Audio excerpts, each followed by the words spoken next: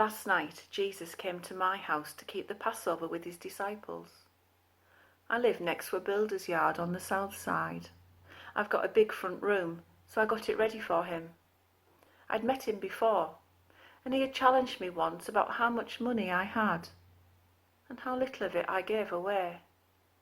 He taught me how to be generous. That's why I was keen to give him the room to say, "It's all yours, Jesus." But what can I say now? Jesus, you told me to give away everything and to take up my cross. Maybe if I'd done that, maybe if all of us had done that, you wouldn't be strung up, crucified by the people who find you too threatening. We could all have earned less and loved more, and I could have taken you more seriously. Because I stood back and did nothing, I helped you onto the cross, and I am deeply, deeply sorry.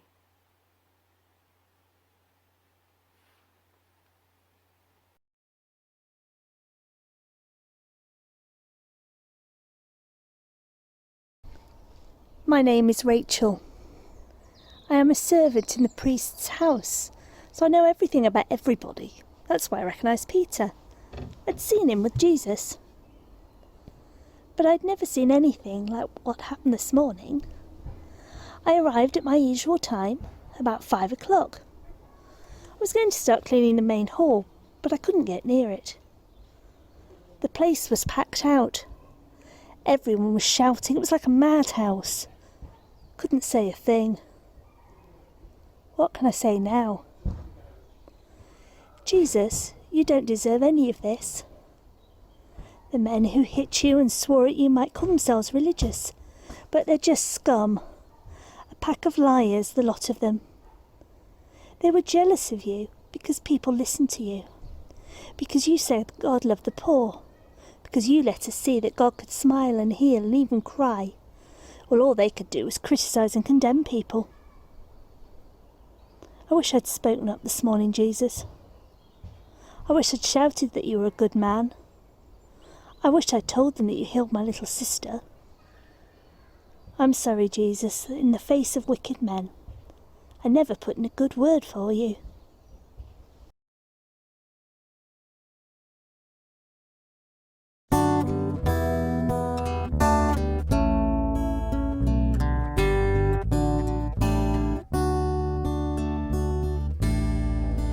When I survey the wondrous cross on which the Prince of Glory died, my richest gain I count but loss, and pour contempt on all my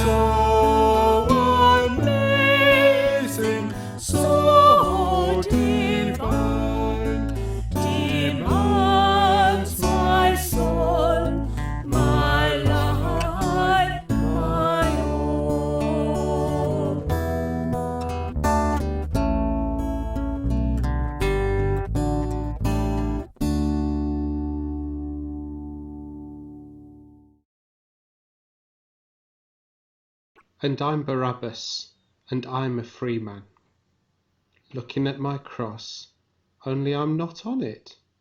I'm just standing here alive, and he is there dying. I shouldn't hang around here for long. Everyone knows me and knows what I've done. To some I'm a hero, a man of action. To others I'm a man to be feared. My name is terror to the Romans. They trapped me and arrested me. It was inevitable. I knew it would happen one day. And so I wasn't afraid. They can kill me, but there's one of me, and I've killed lots of them. So it's been worth it. The trial was a foregone conclusion. So there I was, sitting on death row, waiting for the inevitable, when I heard this chanting. Barabbas! Barabbas!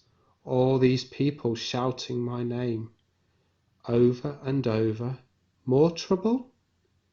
I was up to my neck in trouble. I was at the end of the line, on death row. I was going to be nailed to a cross, naked, laughed at.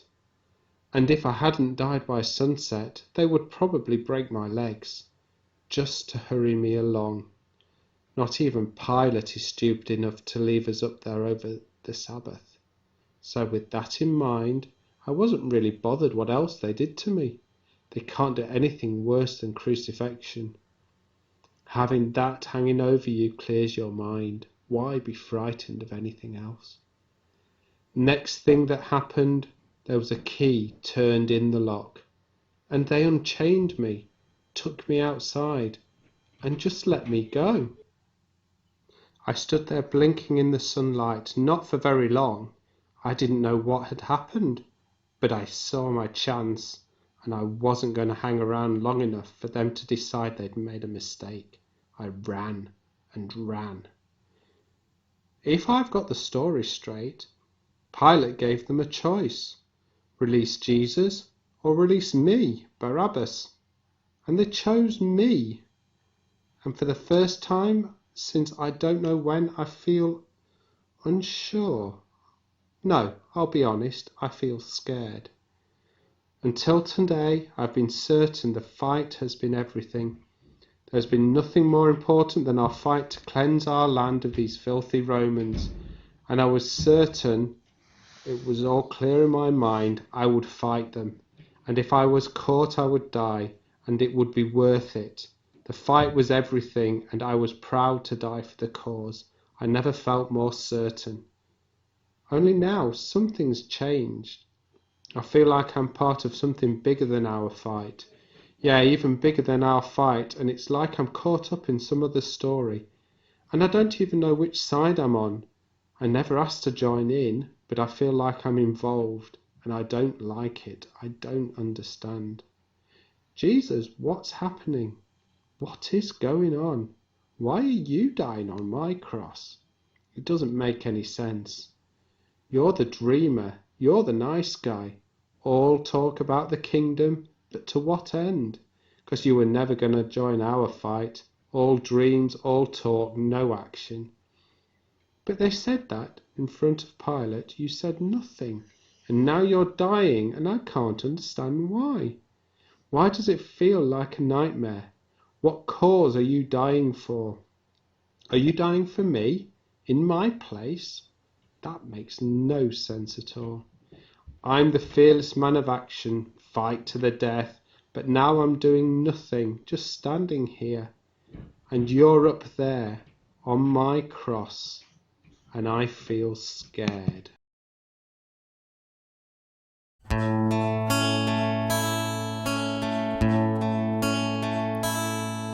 My Lord, what love is this that weighs so dearly, that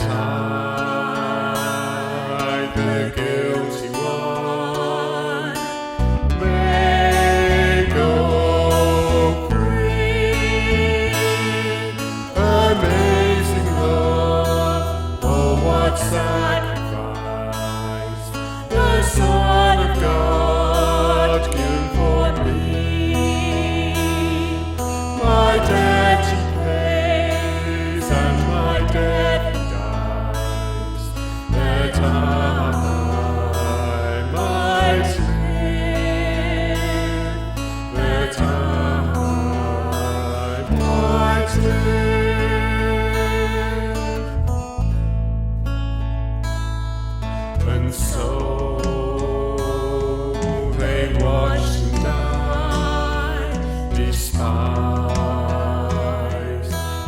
rejected, but oh, the blood he shed flows for me.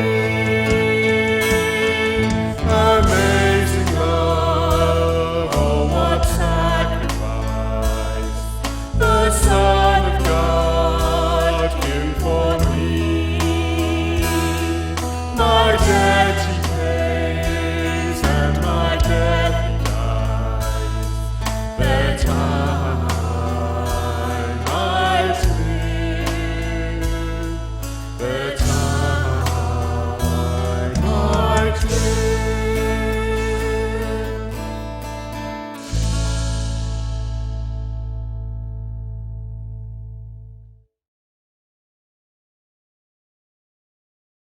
I'm Simon, and I come from Cyrene in North Africa, and I would not have been in Jerusalem today if it had not been for my business. I'm a traveller, and perhaps I would not have been asked to carry the cross if my colour was not so obvious. "Come here! You!" they shouted. And what can a black man say in a crowd of white people? "Jesus, I don't know what this is all about. I've never seen such degrading cruelty, and the reason is far beyond my understanding. What did you do to make people hate you like this? What did you do to get hung on a cross? You never robbed a bank. You never mugged innocent people. You never raped women or swindled money. You never planned an armed struggle or committed treason. Most people say you were a holy man. Some say you were God's son. If this is the case, why are the religious people persecuting you now?"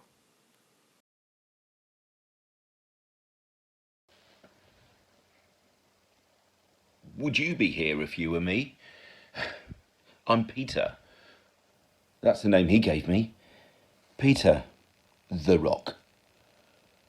That's what Peter means. The Rock. Peter, the rock on which he was going to build his church. No, I don't understand that, and I don't expect you to either. Especially now. Some rock I've turned out to be.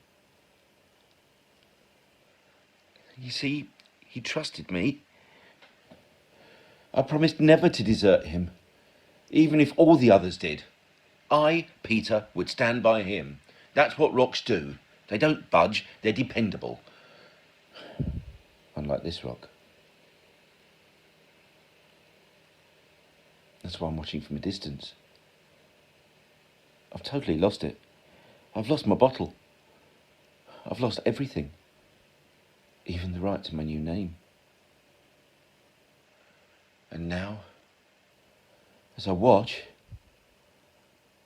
I'm losing him.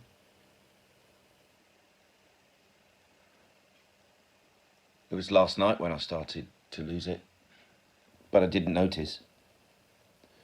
I was in the courtyard, and they had Jesus in the main building.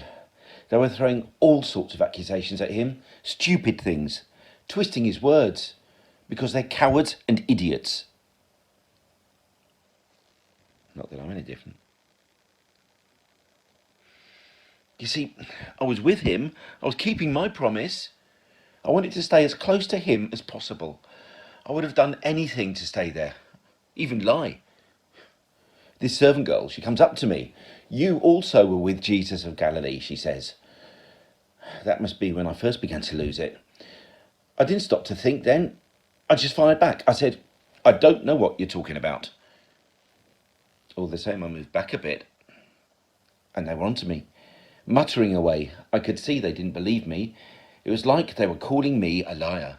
Because this other girl, she shouts out so that everyone can hear, "This fellow was with Jesus of Nazareth." I said, "I don't know the man." I might have sworn a bit as well to make them believe me. But why did they not believe me?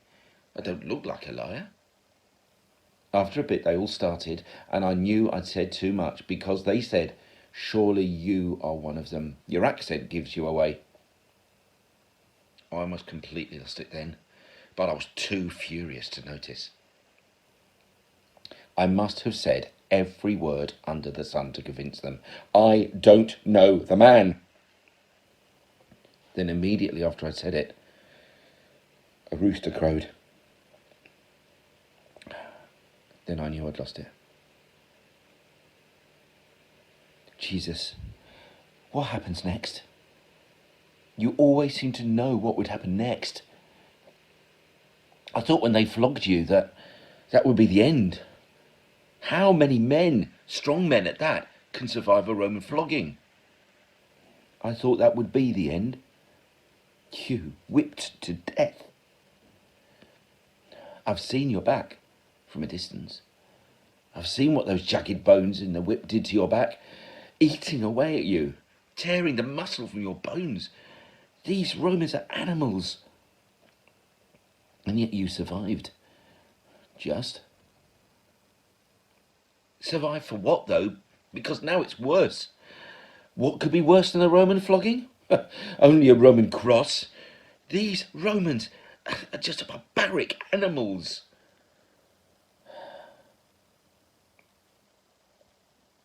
Do you know about me? Do you know you were right all along? About me deserting you? About me denying you? I am Simon. I've lost Peter. I've lost it. I've lost the person I was with you. And now I'm losing you.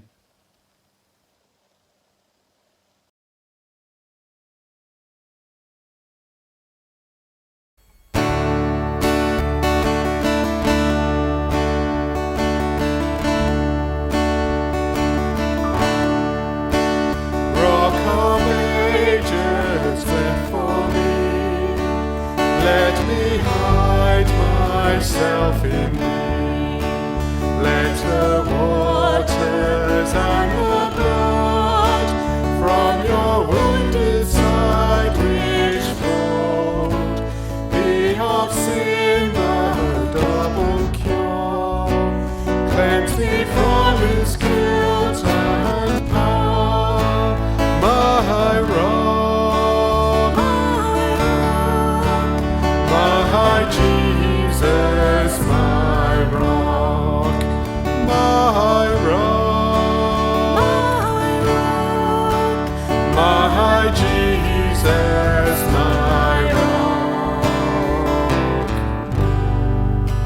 Not the labors of my hands can fulfill your law's demands.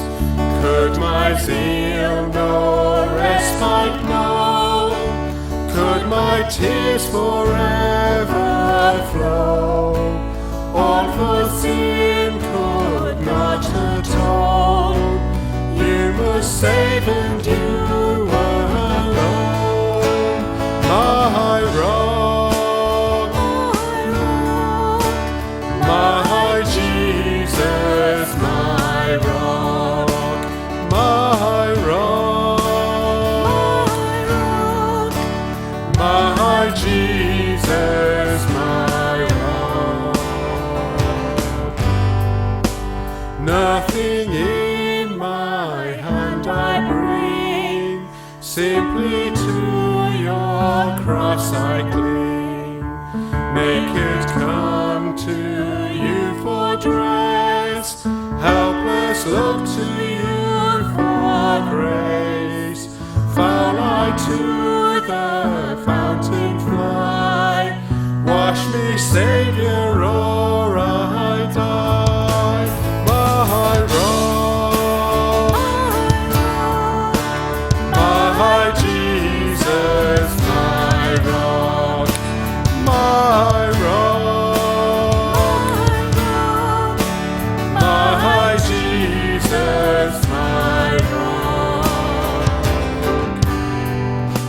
While I draw this fleeting breath, when my eyelids close in death, when I soar to worlds unknown, see you on your judgment throne, Rock of Ages, cleft for me, let me hide myself in thee,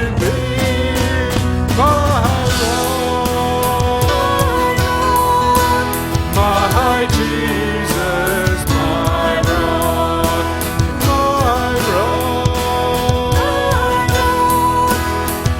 my Jesus, my rock,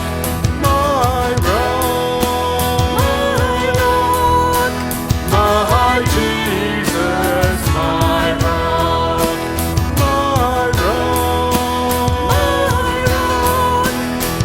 my Jesus, my rock.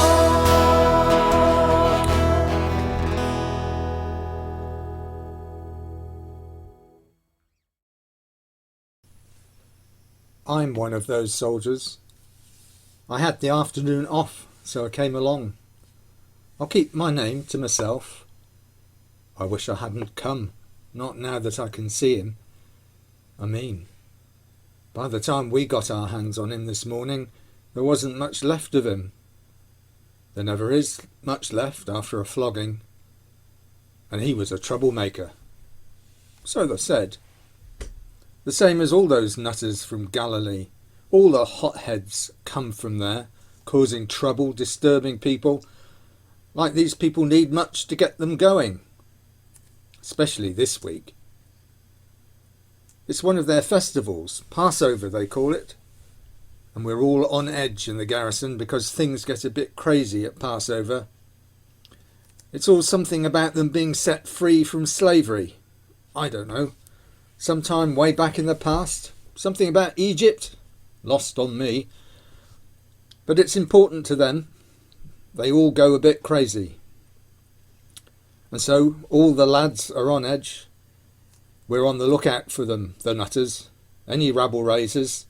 Hit the leaders hard. That shuts the rest up. All the lads had got a bit crazy. They started it. The others, not me. I wasn't going to join in. But once everyone was at him, I couldn't be left out. That's asking for trouble. And anyway, troublemakers get what's coming to them. He knew what he was doing last week when he rode that donkey into town. He knew what was coming to him. Textbook example. Bloke rides in on a donkey. People wave palm branches. They go nuts and say the king has arrived. And there's trouble for everyone then.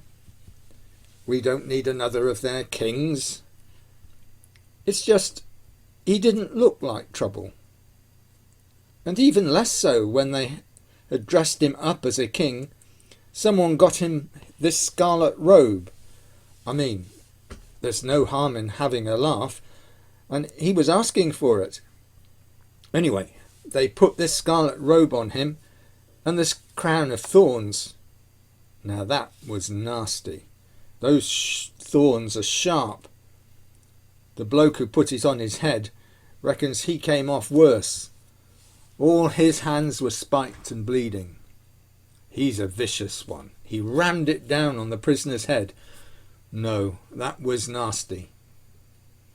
I didn't start the nasty stuff, but the nastier it got, the more he looked at us.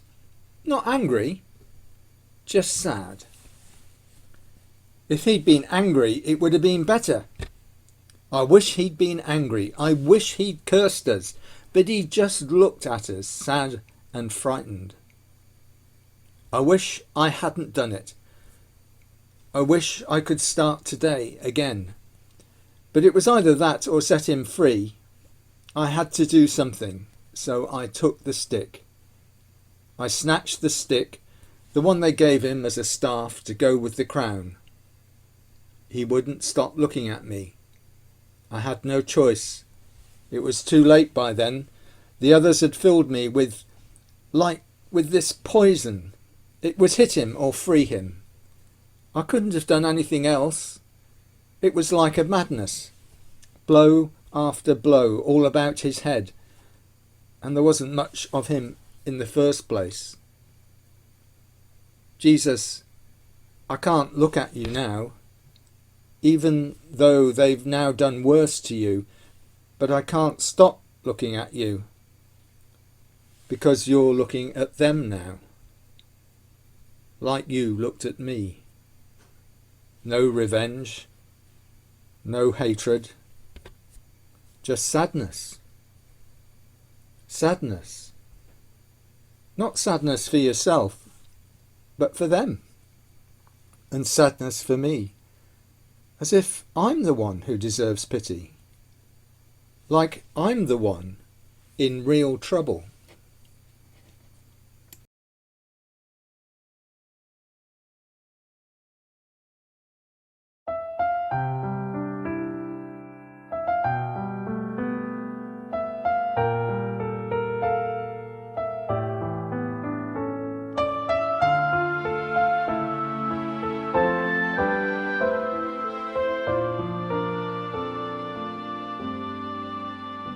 Come and see, come and see, come and see the King of Love. See the purple robe and crown of thorns he wears.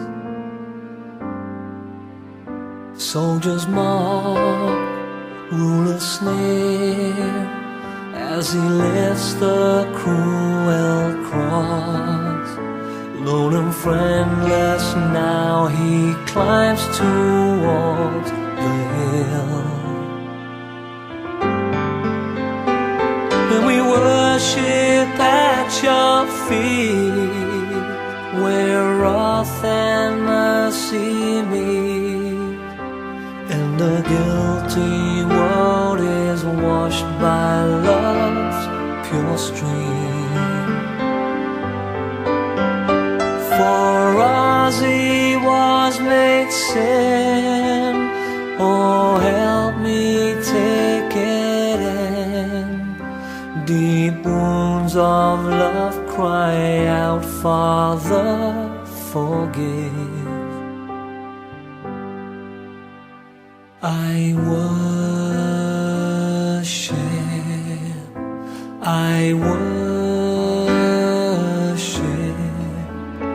the Lamb who was slain. Come and weep, come and mourn, for your sin that pierced him there, so much deeper than the wounds of thorn and nail. All our pride, all our greed, all our fallenness and shame, and the Lord has laid the punishment on him. And we worship at your feet, where wrath and mercy meet, and the guilty world is washed by love's pure stream. For us he was made sin, oh help me take it in. Deep wounds of love cry out, Father, forgive.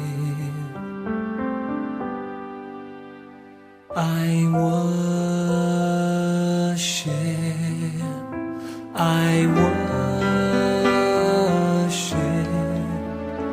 the Lamb who was slain. Man of heaven, born to earth, to restore us to your heaven. Here we bow in awe beneath your searching eyes. From your tears our joy. From your death our life shall spring.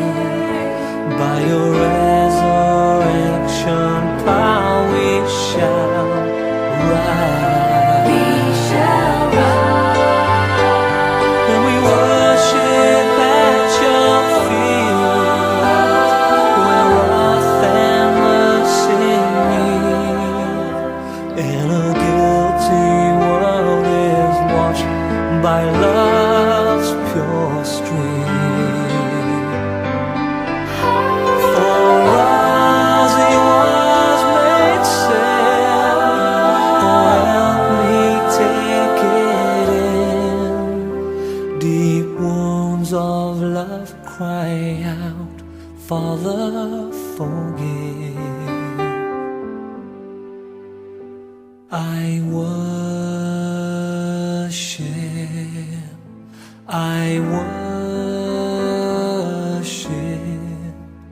the Lamb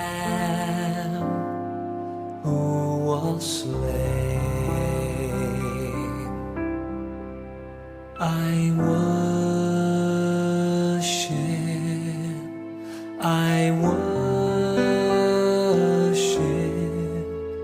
the Lamb who was slain.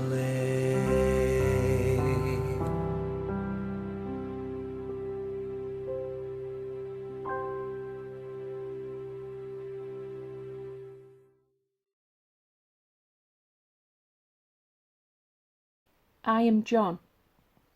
I've followed Jesus for near on 3 years, but I'm ashamed to say I've been keeping my distance today. Things will get a bit too hot for me if I'm seen by the Romans. Jesus kept on telling us, the other disciples and myself, about him suffering and dying. I did listen, but I just never thought it would happen. And then when it started, it all happened so quickly. I cannot remember what I was doing or feeling. It's all such a blur. I wanted to do one last thing for him, but when I was needed, I wasn't there. I would have carried that cross all the way to Golgotha if it would have spared him any pain, but I was hiding at the back of the crowd. Instead, they got a total stranger to do it, Simon from Cyrene. He said he wouldn't have been in Jerusalem today if it hadn't been for business.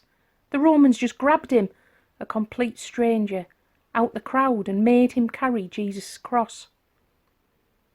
He reckoned they asked him because his colour makes him stand out. And what can a black man say in a crowd of white people? So he carried the cross all the way here.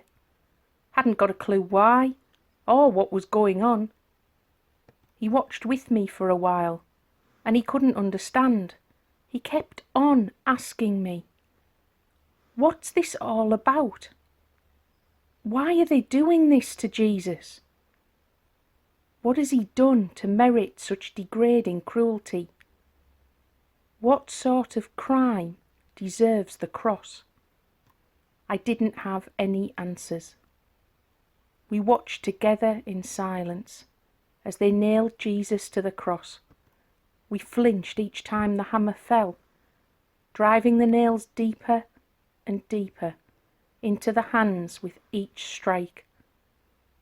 I willed the hammer to miss, but it hit home every time, twisting, tearing his hands that had brought so much care to others. Simon kept asking, just kept asking, what could he have done to deserve this?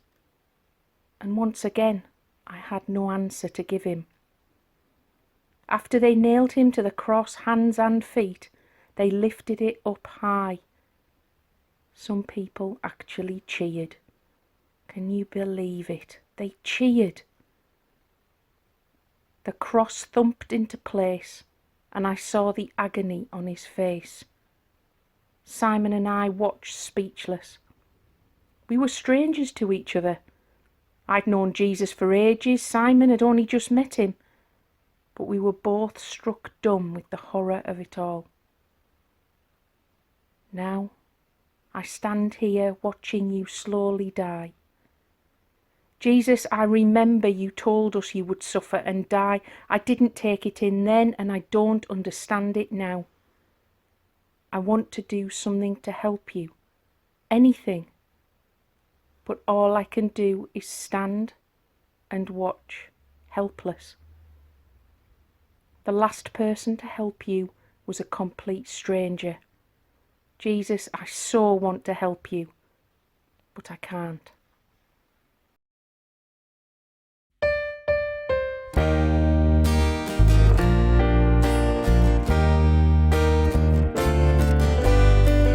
From heaven you came helplessly, entered our world, your glory veiled, not to be served but to serve.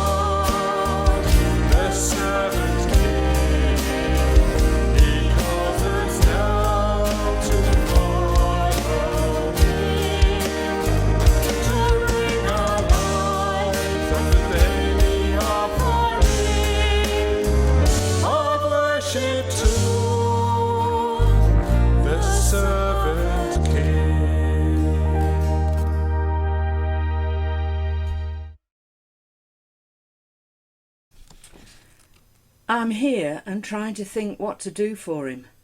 Something always occurs to me. I'm never normally at a loss for what to do. Don't bother with my name, you'll only forget it. Everyone else does. I've always got something to say for myself. I have to. It's the only way anyone would ever notice me. All those blokes who used to hang round lording it over us because they were his elite, his disciples, they were always noticed. We all know their names. I just don't notice them now. They've all run off into hiding. Well, there's the advantage of being unremarkable. No one notices me here now. Me, in a crowd of fools. But I'm not part of it. They pour out their cruel words, their cheap insults. They let all their scorn run over him. But I'll have no part in that. I have no words, and I can do nothing. Standing here, looking at Jesus, I'm speechless. Just like the last time I saw him, only a few days ago. I was in the house of Simon the leper, and he was there too. And now I think of it, he looked sad then.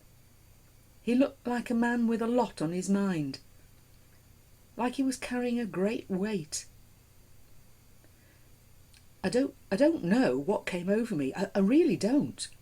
I just knew what I had to do. It felt like the most obvious thing, but I couldn't have explained why. You see, I had this jar of perfume. Not any old perfume, but the really good stuff. You know, the really expensive stuff. I'd been saving for months and months for this. I mean, it wasn't cheap. And I don't know what came over me. I just had to do it. I walked right up to him where he was reclining at the table, and I poured the whole jar over him, every last drop.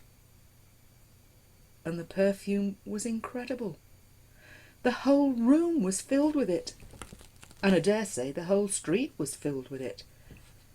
And for a moment I couldn't feel anything else other than this sense that I'd done the right thing. But then I saw their faces, the faces that said it all. I mean his disciples, the elite, the know-it-alls. They made me doubt before they said anything. Judas then took the waste of money approach. He was being very sensible, talking about the cost of the perfume and how I should have given the money to the poor. To the poor? To his pockets, more like. Anyway, I'm not going to think of him. Let him have his dirty money. It won't do him any good. But then I looked at Jesus, and he was looking at me, and he wasn't angry. And he provided the explanation. He told me what I'd just done and why I did it. He said, "Leave her alone. Why are you bothering her? She's done a beautiful thing to me. She poured perfume on my body to prepare for my burial. I tell you the truth. Wherever the gospel is preached throughout the world, what she has done will be told in memory of her." Jesus, I'm an ordinary woman. They didn't bother with my name, but you said that wherever your story is told, then my part in your story will be remembered. You took my impulsive love then and made it noble, and I couldn't understand what you meant. But I think I understand now. You knew all this would happen. You knew that you would die like this. You knew that you would face senseless fools pouring insults over you. And now I have nothing to say. Now I have nothing I can do for you, and this time I'm too afraid to step out of the crowd and risk being noticed. But I'm here. Please know that I'm here. Please know that among all these mockers, among all these idiots who are screaming abuse at you, that I am here. I who poured perfume over you to prepare for your burial. I am here. And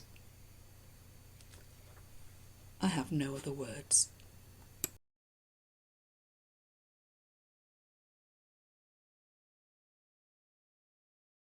I'm his mother. I'm Mary. When he was a baby, an old man told me that one day sorrow would pierce my heart like a sword. This is that day, and my heart breaks as I watch him, who put others before himself, being put to death before all the others. What can I say? Jesus, when you were a boy, you once told me you had to be about your Father's business.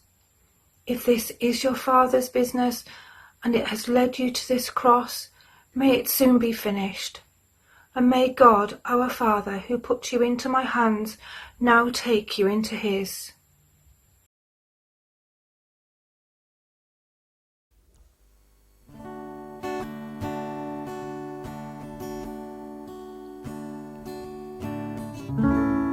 At the foot of the cross, where grace and suffering meet,